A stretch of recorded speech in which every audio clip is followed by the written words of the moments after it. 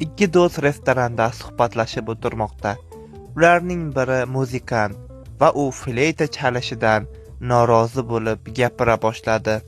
Bilasanmi, musiqachi bo'lganimdan beri boshim balodan chiqmaydi. Nega la'nati shu fleytani tanladim? Bir kuni Afrika podshohiga konsert qo'yib berdik. Unga konsert juda yoqdi va u musiqa asbobilariga sig'adigan darajada tilla beraman dedi. Barabanchi 1000 tanga. Kontrabaschi 2000 tanga oldi. Menga esa 1 tanga nasib qildi. Va keyin arab podshosiga konsert qo'yib berdik. Unga ham konsertimiz juda yoqdi va u ham musiqa asbobimizga sig'adigan darajada pul berishini aytdi. Barabanchi $1000.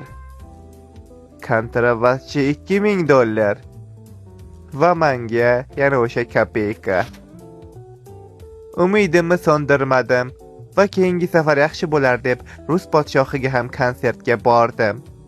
Va afsuski unga konsert yoqmadi. U musiqa asbobilarini orqalarga tiqaman dedi. Barabanchini baxtiga baraban juda kattalik qildi. Kontrabaschiniki esa juda ham katta edi. U sig'madi. Menikiga esa silliqqina. Xullas, bu menga kerak emas. Senga sovg'a qilaman.